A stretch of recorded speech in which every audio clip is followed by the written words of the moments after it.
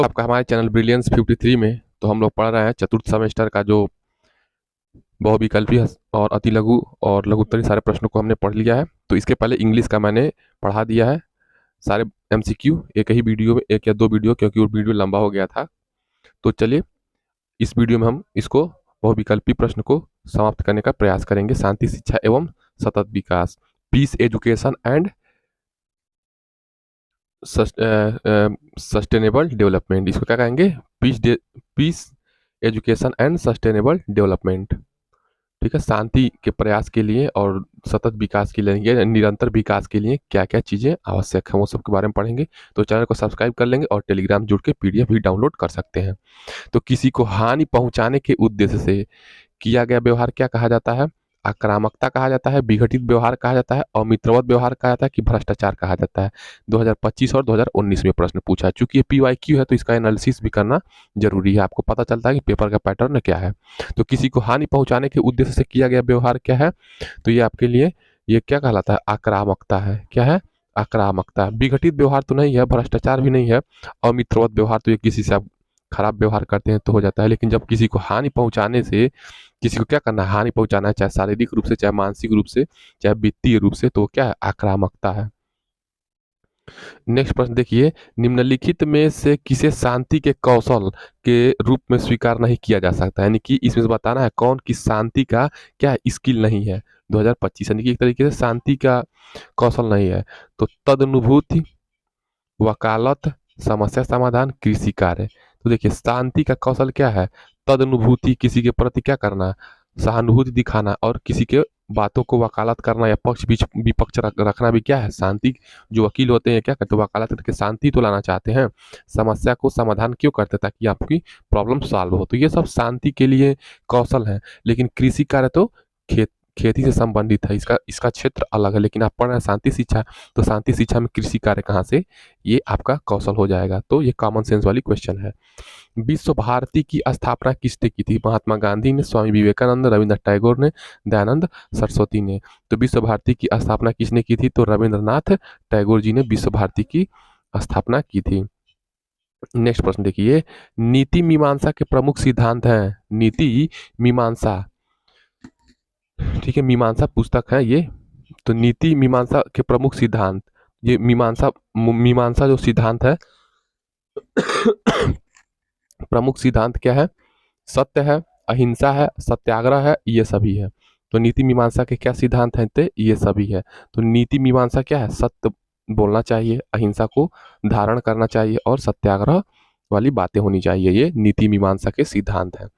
Next प्रश्न देखिए, media हिंसा फैलाने के लिए निम्नलिखित में से किस प्रकार जिम्मेदार है? हिंसक फिल्मों के प्रसारण द्वारा, बच्चों के द्वारा हिंसक वीडियो गेम के कारण, विवादास्पद बयानों को प्रमुखता से दिखाने के कारण, उपर्युक्त सभी। तो आपको पता है मीडिया हिंसा फैलाने में कितना बड़ा योगदान दे रही है आजकल के।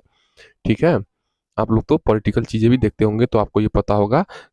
तो मीडिया हिंसा फैलाने के सभी कारणों से जिम्मेदार है। क्यों? हिंसक फिल्मों प्रसारण करे, प्रोपोगेंडा मूवीज बना रही है किसी एक पार्टी के उपलक्ष्य में, उसकी फायदा हो रहा है, उसके हिंसक फिल्मों का भी प्रसारण करती है मीडिया।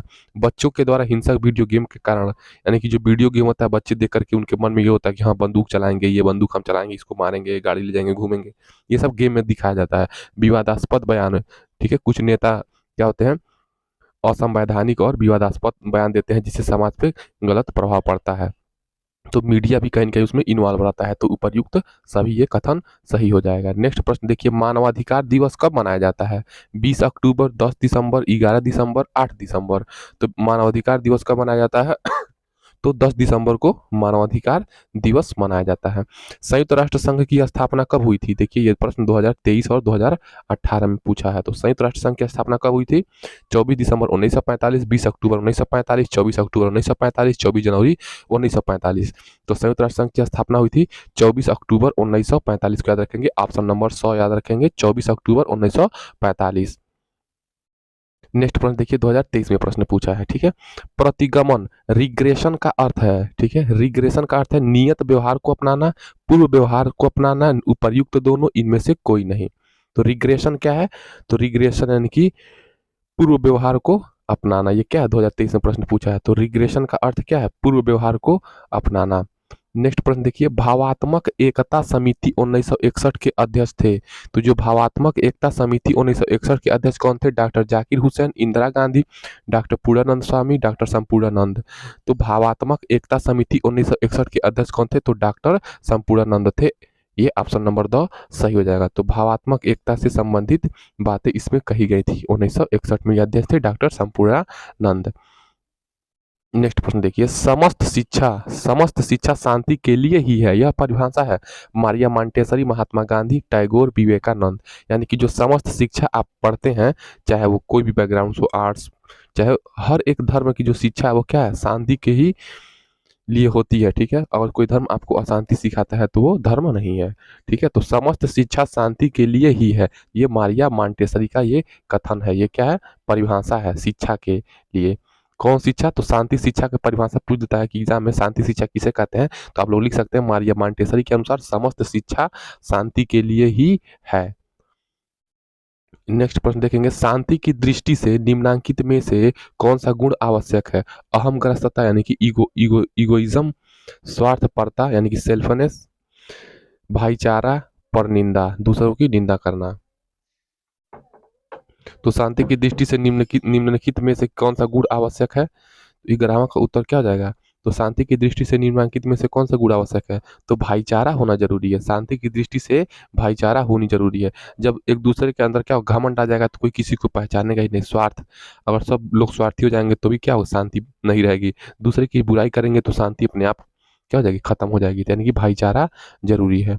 नेक्स्ट प्रश्न 12, तनाव प्रबंधन की तकनीक नहीं है, यानी कि तनाव को आप कैसे मैनेज करेंगे, ये उसका तरीका नहीं होगा। सामाजिक सरोकार, व्यायाम करना, परिस्थितियों के साथ सामंजस्य स्थापित करना, सदैव चिंता ग्रस्त रहना। प्रश्न नंबर 12 का उत्तर हो जाएगा सदैव चिंता ग्रस्त रहना। अगर आपके अंदर तनाव को प्रबंधित करना है तो सामाजिक सरोकार की भी आवश्यकता है, व्यायाम भी करना पड़ेगा और परिस्थितियों से सामंजस्य स्थापित करना। आपको जो भी प्रॉब्लम्स है, जिस सिचुएशन में है उसके साथ लड़ना होगा। ये सब क्या है? तनाव प्रबंधन है। पूछा कौन सा नहीं है, तो चिंताग्रस्त रहेंगे तो तनाव को प्रबंधित नहीं कर पाएंगे। तो यही पूछा है उत्तर। पतंजलि के अनुसार योग का अर्थ है, तो पतंजलि के अनुसार योग का अर्थ क्या है? एकाग्रता है, आसन लगाना है, अनुशासन है, चित्तवृत्त का निरोध है।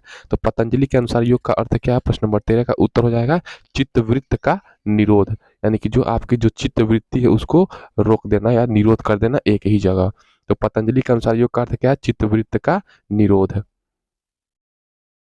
नेक्स्ट प्रश्न देखिए, नेक्स्ट प्रश्न 14 है, निम्नलिखित में से कौन सा गुण व्यक्तित्व के 5 गुणों में शामिल है? ये देखिए, ये प्रश्न पूछा है आपका 2022 में।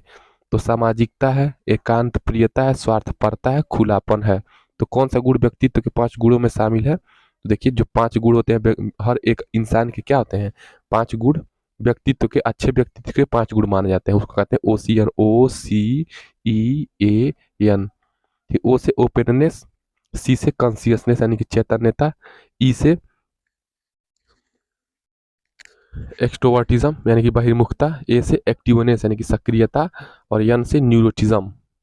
तो 1 2 3 4 5 यानी व्यक्तित्व के 5 गुण हो गए, आपको मैंने बता दिया। बताएंगे इसमें क्या है? तो ओ से ओपननेस क्या है? खुलापन। 14 का उत्तर क्या हो जाएगा? खुलापन होगा। यानी कि देखिए, यही पूछा है कि निम्नलिखित में से कौन सा गुण व्यक्तित्व के 5 गुणों में शामिल है, तो खुलापन शामिल है। सामाजिक और एकांत प्रियता ये और स्वार्थपरता नहीं है। सतत विकास क्यों आवश्यक है, यानी कि निरंतर विकास करना क्यों आवश्यक है, यानी कि सस्टेनेबल डेवलपमेंट क्यों आवश्यक है?